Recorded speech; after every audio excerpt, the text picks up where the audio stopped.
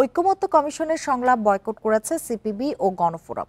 নেতাদের অভিযোগ বেশি গুরুত্ব দেওয়া হচ্ছে জামায়াতে ইসলামকে।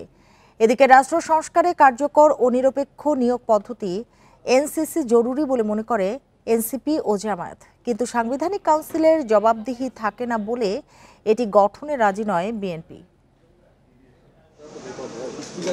রাজনৈতিক দলগুলোর সঙ্গে ধারাবাহিক বৈঠক করছে ঐকমত্য কমিশন। লন্ডনে ইউনুস তারেক বৈঠকের প্রতিবাদে মঙ্গলবার যোগ দেয়নি জামায়াতে ইসলামী, তবে অংশ নিয়েছে বুধবার। এদিনের বৈঠকে ঐকমত্য কমিশনের বিরুদ্ধে পক্ষপাতিত্বের অভিযোগ তুলেছে কয়েকটি রাজনৈতিক দল। প্রতিবাদে বৈঠক বয়কট করেন সিপিবি ও গণফোরামের নেতারা। এই মুহূর্তে আমাদের সামনে প্রধান কাজ হচ্ছে সুষ্ঠু, অবাধ, গ্রহণযোগ্য নির্বাচন। দ্বিতীয় দিনের বৈঠকে গুরুত্ব পায় রাষ্ট্র সংস্কারে কার্যকর ও নিয়োগ পদ্ধতি এনসিসি গঠন। এনসিপি ও জামায়াত এর পক্ষে মত দিয়েছে। আমরা নীতিগতভাবে যেটা আগে লিখিত দিয়েছি, এখনো বলছি, আমরা এনসিসির পক্ষে। এরকম একটি সাংবিধানিক ব্যালেন্স কমিটি থাকা উচিত, প্রতিষ্ঠান থাকা উচিত, যারা সাংবিধানিক এবং বিধিবদ্ধ যে সমস্ত সংস্থা আছে সেগুলার নিয়োগ এবং নিয়ন্ত্রণের ব্যাপারে ভূমিকা পালন করতে হবে। আমরা যেই জায়গাটি আলোচনা করেছি, আমরা জাতীয় নাগরিক পার্টির পক্ষ থেকে এনসিসিকে সমর্থন জানিয়েছি যখন থেকে আলোচনাটি শুরু হয়েছে। তবে এর গঠন প্রক্রিয়া নিয়ে বা এর ফরমেশন নিয়ে অনেকগুলো দলেরই কিছুটা ভিন্নতা আছে এবং সেই জায়গায় আমরাও আমাদের কিছু ভিন্ন প্রস্তাব আছে, কিন্তু নীতিগত জায়গায় এখানে অনেকগুলো দল, জাতীয় নাগরিক পার্টি সহ, তারা এনসিসির পক্ষে অবস্থান নিয়েছে। তবে এনসিসি গঠনের প্রয়োজনীয়তা দেখছে না বিএনপি। আমরা কেউ হুয়েরার হয়েছে বলেই পুরা পার্লামেন্টকে তো বিলুপ্ত করতে পারবো না, পুরা নির্বাহী বিভাগকে তো আমরা দোষারোপ করতে পারবো না। আমাদের যেটা করা উচিত, রাষ্ট্রের মধ্যে একটি ভারসাম্যমূলক রাষ্ট্র কাঠামো, সমাজ ব্যবস্থা, রাষ্ট্র পরিচালনা ব্যবস্থা প্রতিষ্ঠা করা। সেইটা করার জন্য আমরা কি করতে পারি সেটাই আমাদের চিন্তা করা উচিত। সাংবিধানিক কাউন্সিল নিয়ে রাজনীতিবিদদের ভিন্ন মত থাকলেও ঐকমত্য কমিশনের সহসভাপতি বলেছেন অগ্রগতি হয়েছে বেশ। আলোচনাটায় খানিকটা অগ্রগতি হয়েছে। আমরা এই আলোচনা অব্যাহত রাখবো আগামী সপ্তাহে। ঐকমত্যে পৌঁছাতে আরও আলোচনার প্রয়োজন বলেও মনে করেন তিনি। Rifat Alam, Independent News, Dhaka. এ নিয়ে আলোচনা করতে গুলশান থেকে আমাদের সাথে যোগ দিয়েছেন বিএনপির যুগ্ম মহাসচিব সৈয়দ এমরান সালেহ প্রিন্স। জনাব সৈয়দ এমরান সালেহ প্রিন্স, আপনাকে স্বাগত জানাচ্ছি ইন্ডিপেন্ডেন্ট টেলিভিশনে। যেটি শুরুতে আপনার কাছে জানতে চাই যে কয়েকটি দলের অভিযোগ রয়েছে যে সরকার বিএনপি চাওয়া পূরণে বেশি ব্যস্ত, এ বিষয়ে কি বলবেন? ধন্যবাদ আজকের এই নিউজে সংযুক্ত করার জন্য। এখন যারা এই কথাগুলো বলছেন যে বিএনপির চাওয়া পূরণে সরকার ব্যস্ত, এটা তারা কিসের ভিত্তিতে বলছেন আমার ঠিক জানা নাই। বরঞ্চ আমরা তো দেখছি যে সরকার বিভিন্ন সময় বিভিন্ন দলের অন্যান্য যে দলের আপনার অবাস্তব, জনগণের সাথে সম্পর্কহীন কিংবা কাল্পনিক বিভিন্ন বিষয় চাপের মুখে পড়ে সরকার নিজেই তার খেই হারিয়ে ফেলছে।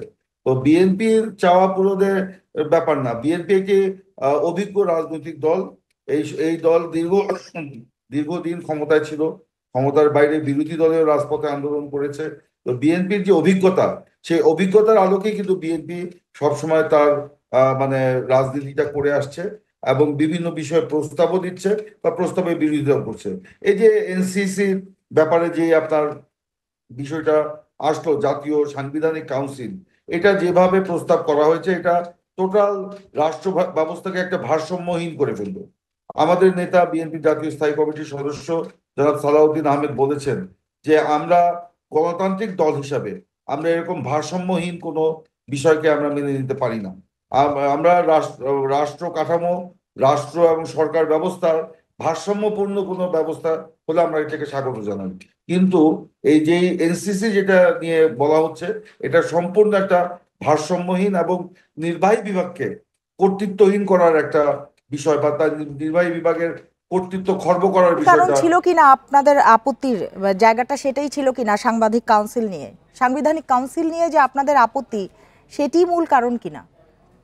হ্যাঁ, আমাদের সাংবিধানিক কাউন্সিল নিয়ে আমাদের অনেক বক্তব্য রয়েছে, আমরা তো আপত্তি জানিয়ে এসেছি। আমি তো আগেই বলছি বিএনপি একটি অভিজ্ঞতা সম্পন্ন রাজনৈতিক দল, জনগণের পালস বুঝে আমরা রাজনীতি করি। আজকে যে সংস্কার প্রস্তাব যেগুলো আসছে, এটা তো অনেক আগেই 2016 সাল থেকে বিএনপি এই সংস্কার কথা উচ্চারণ করে আসছে, কিন্তু যেইটা আপনার রাষ্ট্র কাঠামোকে ভারসাম্যহীন করে ফেলবে এবং যেখানে আপনার নির্বাহী বিভাগের ক্ষমতাকে খর্ব করবে, এমন কোন প্রস্তাবকে তো বিএনপি মেনে নিতে পারে না। জি, আরেকটি বিষয় একটু জানতে চাই যে জনাব প্রিন্স, আপনি থাকুন আমাদের সাথে। এই মুহূর্তে আমাদের সাথে যোগ দিয়েছেন নয়াপল্টন থেকে গণফোরামের সাধারণ সম্পাদক ডক্টর মিজানুর রহমান। ডক্টর মিজানুর রহমান, আপনাকেও স্বাগত জানাচ্ছি। যেটি জানতে চাই আপনার কাছে যে আপনারা কেন ঐক্যমত্য কমিশনের বৈঠক বয়কট করেছেন?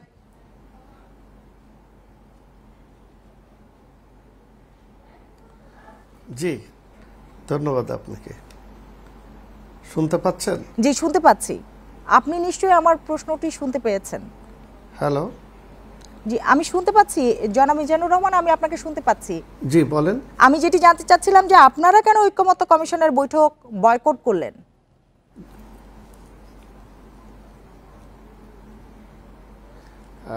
দেখেন, আমরা ঐক্যমত্য কমিশনকে সর্বাত্মক সহযোগিতা করে আসছিলাম, আপনারা জানেন। তো আজকে যে বিষয়টা হয়েছে সেটা হচ্ছে যে আমরা গত কয়েকদিন ধরেই ঐক্যমত্য কমিশনের কাছে যাচ্ছি। সেখানে আমরা দেখেছি যে বেশ কিছু দলকে একাধিক প্রতিনিধিদের দাওয়াত দেওয়া হয়েছে, এবং আমাদের অনেক দলকে শুধু একজন প্রতিনিধিকেই দাওয়াত দেওয়া হয়েছে। এটা একটা ব্যাপার ছিল। আরেকটা বিষয় হচ্ছে যে সেখানে আজকে বিশেষ একটি রাজনৈতিক দলের 3 জন প্রতিনিধিকে ধারাবাহিকভাবে বক্তব্য দেওয়ার সুযোগ হয়েছে, এবং আমাদের মধ্যে অনেকেই যারা বক্তব্য দিচ্ছিলেন সুনির্দিষ্ট পয়েন্টের উপরে, সেখানে দেখা যাচ্ছে তাদেরকে অনেককেই থামিয়ে দেওয়া হয়েছে কিংবা তাদের সেই সময় দেওয়া হয়নি, কিন্তু অন্যদেরকে দীর্ঘ সময় বক্তব্য দেওয়ার সুযোগগুলো করে দেওয়া হচ্ছিল। এগুলো নিয়ে কথা হচ্ছিল। আরেকটা পর্যায়ে একটা রাজনৈতিক দল যখন বলছিল যে গতকালকে তারা বয়কট করেছে, এবং তারা যখন সেই সবাই বলছে যে আমরা গতকাল বয়কট করেছিলাম, যেহেতু প্রধান উপদেষ্টা লন্ডনে বিএনপির ভারপ্রাপ্ত চেয়ারম্যান জনাব তারেক রহমান, তার সাথে বৈঠক হয়েছিল, এবং সেখানে জানেন যে প্রধান উপদেষ্টা এবং জনাব তারেক রহমানের সাথে বৈঠকের পরে একটা যৌথ বিবৃতি দিয়েছিলেন, এবং সেই বিবৃতির কারণে তারা ক্ষুব্ধ হয়ে গতকালকে আসেন নাই। এবং গতকালকে মাননীয় প্রধান উপদেষ্টা তাদের দলের আমিরের সঙ্গে কথা বলার পরে আজকে তারা এই সভায় যোগদান করেছেন এবং এই ধরনের একটা দীর্ঘ বক্তব্য সেখানে দিচ্ছিলেন। তো সেখানে আমাদের বেশ কিছু রাজনৈতিক দলের নেতৃবৃন্দ যখন প্রশ্ন তুলেছিলেন যে আমরা যখন একেবারে সুনির্দিষ্ট এজেন্ডার মধ্যে কথা বললে তখন আমাদেরকে সে সুযোগ দেওয়া হয়নি, কিন্তু ওনারা 3 জন বক্তব্য রাখছেন, দীর্ঘ সময় এজেন্ডা বহির্ভূত একটা রাজনৈতিক বক্তব্য। এরপরে প্রধান উপদেষ্টা তাদেরকে গতকালকে ফোনে কথা বলার পরে আজকে তারা আসছে, গতকাল বয়কট করেছিল। এই ধরনের কথাগুলো শোনার জন্য তো আমরা সময় নিয়েও সেখানে যাই নাই। আমরা সেখানে গিয়েছি জানেন যে আজকে আমাদের যে বিষয়টা ছিল জাতীয় সাংবিধানিক কাউন্সিল বা সংবিধানের কোন কোন গুরুত্বপূর্ণ বিষয় গুলো নিয়ে আলোচনা হবে, জাতীয় ঐক্যমত্য হবে, আবারও আসবো সেগুলো আপনার সঙ্গে আলোচনা করতে।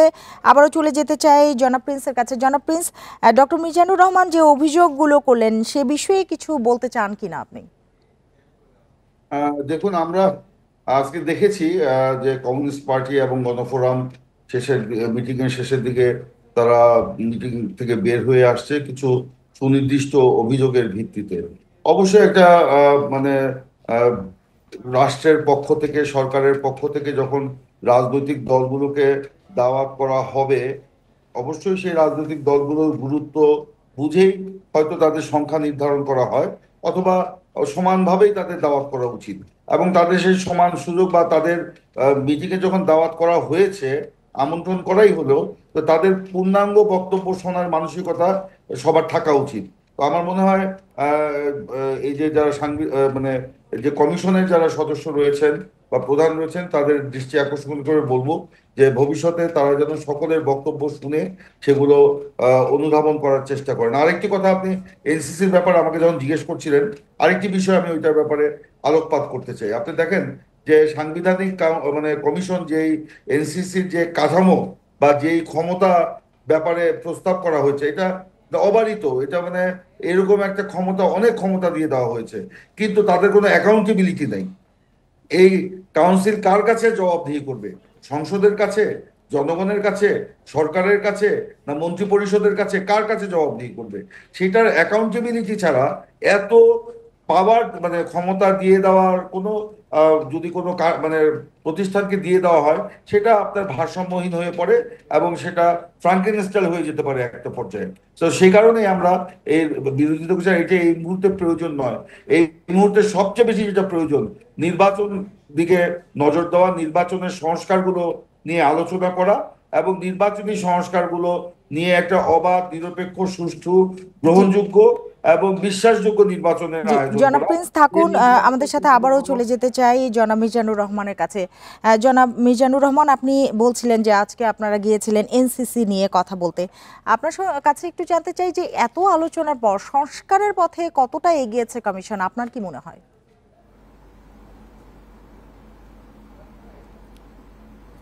না, আমার কাছে যেটুকু মনে হচ্ছে যে সংস্কার নিয়ে সরকারের যে আগ্রহ তারা বাইরে দেখাচ্ছে, কিন্তু সেইভাবে অগ্রগতি হচ্ছে না। আপনি দেখেন, আমরা প্রথম থেকেই বলে আসছি যে এই অন্তর্বর্তীকালীন সরকার বিদ্যমান সংবিধানের অধীনেই তারা শপথ নিয়েছেন এবং এই বিদ্যমান সংবিধান অনুযায়ী রাষ্ট্র পরিচালনা হচ্ছে।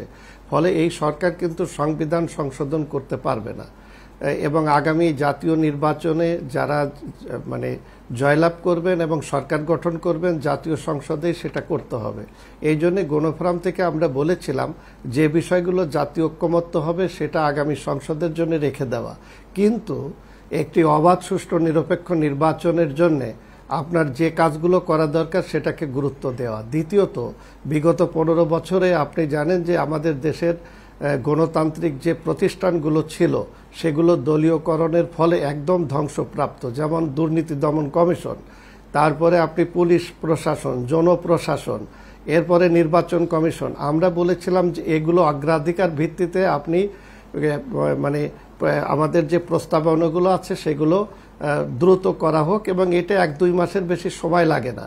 যেমন বিচার ব্যবস্থা, এটা আমরা জানি, কিন্তু সেগুলোকে কালক্ষেপণ করা হচ্ছে বলে আমরা কিন্তু বারবার বলে আসছিলাম। এখন সেই ক্ষেত্রে আমরা দেখছি যে সরকার সেই যে সংলাপগুলো আমাদের সাথে করা হচ্ছে, যেমন 170 অনুচ্ছেদ নিয়ে আমাদের 2 দিন কেটে গিয়েছে। আজকে এনসিসির যে কথাগুলো বলা হচ্ছে, জাতীয় সাংবিধানিক কাউন্সিল, যেটা আমাদের প্রিন্স ভাই যেটা যথার্থ বলছিল, আমরা আজকে কিন্তু আমাদের গণফোরাম থেকে সেই কথাটাই বলেছি যে এটা তো শুধু আলোচনা করে একটা জায়গায় ঐক্যমত্য হওয়াটা খুব কঠিন বিষয়। বুঝতে পেরেছি। জনাব মিজানুর রহমান থাকুন আমাদের সাথে, আবারও যাব জনাব প্রিন্সের কাছে। জনাব প্রিন্স, বিভিন্ন বিষয়ে এনসিপির বিপরীত অবস্থান দেখা যাচ্ছে বিএনপিকে, এটা কি দৃষ্টিভঙ্গির পার্থক্য নাকি রাজনৈতিক মতভেদ? আরেকটি প্রশ্ন আপনার কাছে রাখতে চাই যে ইশরাক হোসেন যা শুরু করেছেন এর কি কোনো শেষ নেই?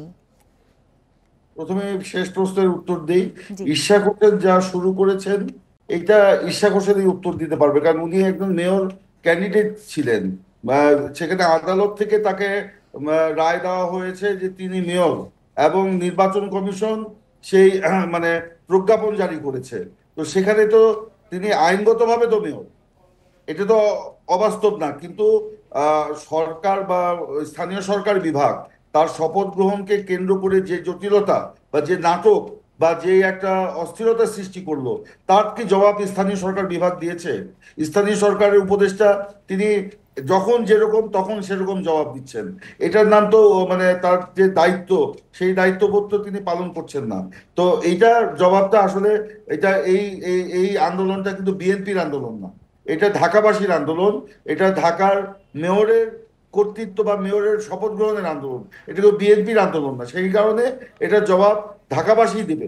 তবে তবে যে আইনের ব্যত্যয় ঘটানো হয়েছে, সেখানে ওনারা নির্বাচন কমিশনকে মানবেন না, সেখানে আদালতকে মানবেন না, আদালতকে বৃদ্ধাঙ্গুলি দেখিয়ে তারা বলবেন যে শপথ পড়ানোর সময় নাই, এক সময় বলবেন যে এটা আইনগত ব্যাপার।